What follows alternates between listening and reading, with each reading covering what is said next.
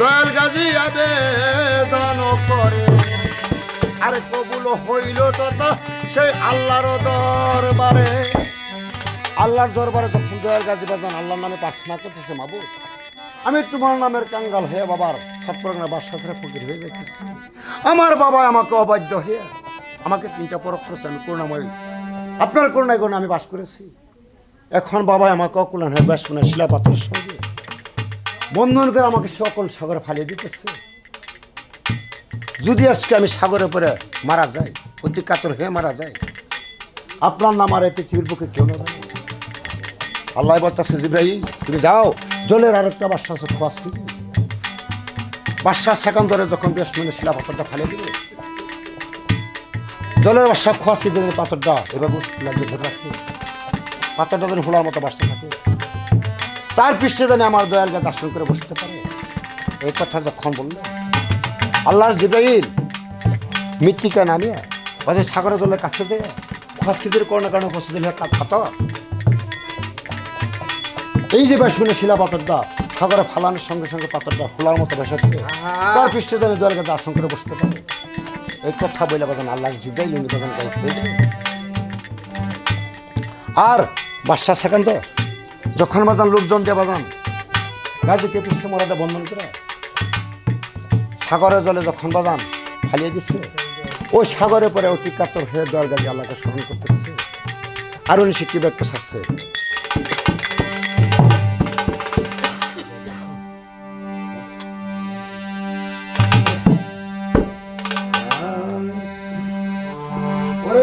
ভুবনে মহিমা রবে সোনার মানুষ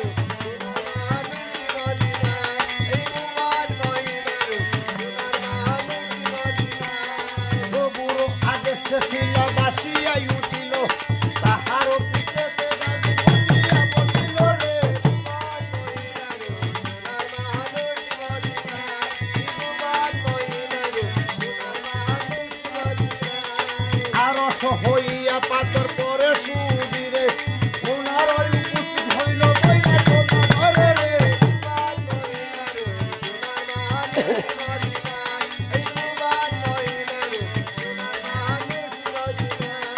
জলেতে বাসিল শিলা তাহার গুণেতে হেন পুত্র সেকান্দরে তাই হতে মারিতে রে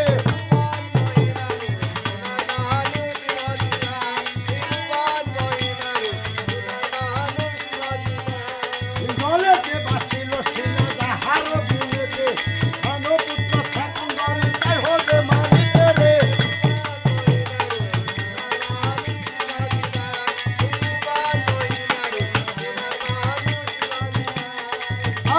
হইয়া পাথর পরে সুদিরে ওনার উপস্থিত হইল বৈরাগ ঘরে রে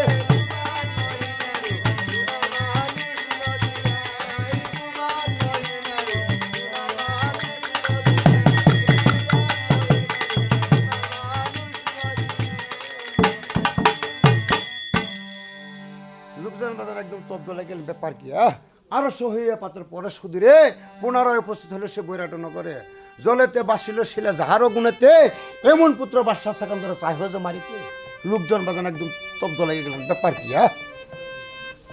লোকজন দৌড়ে যায় বলতেছে হুজুর আমি কব কারো ঠাই এরকম আশ্চর্য কারবার আমি কোথাও দেখি না বয়স বয়স শিলা পাথরে গাজীকে মারবো তো দূরের কথা পাথরটা খোলার মতো বাসা শুরু করছে তার পৃষ্ঠে দয়াল গাছ আসন করে বসে রয়েছে আরো হইয়া পাথর পরে সুদিরে পুনরায় উপস্থিত হয়েছে আপনার সে বৈরাট নগরে বাদশাহ কয় কি রে হ্যাঁ আমার মনে হয় বেড়ায় কিছু গঙ্গা সাধন শিখছে যার কারণে বেড়াকে গঙ্গায় কবর করে নাই যাও লোকজন বেড়াকে আমার দরবারে নিয়ে আসো এই কথা যখন বললেন লোকজন দৌড়িয়ে যায় বলতেছে মিয়া ভাই গো বাসায় অর্ডার করছে এই মুহূর্তে আপনাকে সে বাসার দরবারে যেতে হবে। দয়ার গাজী বলতে শুনি ভাই আমার বাবাই মনে হয়েছে তো আমাকে ক্ষমা করে দিল, কারণ এক এক আমার বাবা আমাকে 4টা পরক করছে। 4 পরকে বাবার করুণাময় আল্লাহর করুণাময় আমি পাশ করেছি। আমার মনে হয়েছে তো আমার বাবাই ক্ষমা করে দিচ্ছে, তাই না? আর তা নইলে বারবার কেন আমার বাবা আমাকে দরবারে যেতে বলবো? হ্যাঁ কমিয়ে বল। আচ্ছা চলো দেখছি কোন কারণে আমার বাবা আমাকে দরবারে যেতে বলবো। এই কথা যখন দয়াল গাজী বাজান রওনা হয়ে গেল, ধীরে ধীরে দয়াল গাজী বাজান করেছে কম ওই বাদশার দরবারে যে কেবল দিচ্ছে দর্শন। এনকালে বাদশাহ সেকান্দর ডিস্টার্ব করে চাই মলিন বেশে দয়াল গাজীর সামনে খারাপ কেবল দেখতে পারে না। গাজী বলতো সে গপ্প আমি পড়িলাম কালাম আপনার চরণ রেখে আমি হাজার হাজার সালাম, আমাকে কেন স্মরণ করেছ? বাদশাহ সেকান্দর বলতেছে বাবা গাজী আমি তোমাকে এক একে 4টা পরক করেছি বাবা, তুমি আল্লাহর করুণাময় তুমি 4টা পরক তুমি পাশ করেছো বাবা, এখনো সময় আছে বাবা, তুমি রাজনীতি করো। গাজী বলছে না বাবা আমি না করবো রাজনীতি, আমি দীনবন্ধু নাম হয়ে যাবে ফকিরি। বাদশাহ কই কি রে এখনো বেটায় গরিমা ছাড়ে না? হ্যাঁ বাবা এই তো আমার শেষ পরক, এই পরককে যদি বাবা তুমি পাশ করতে পারো তাহলে আমি তোমাকে ফকির মারবো, নাহলে ফকির মারবো না।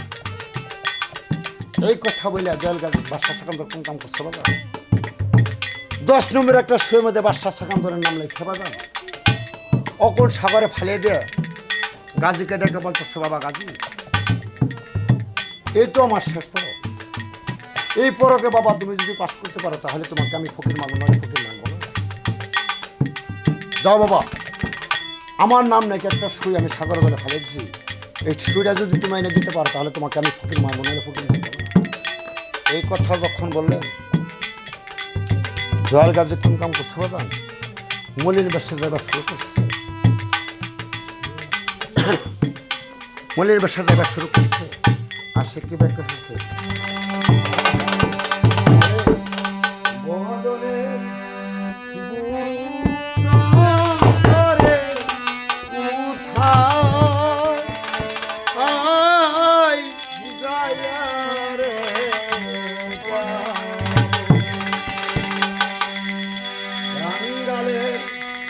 মুর্শিদ চান করে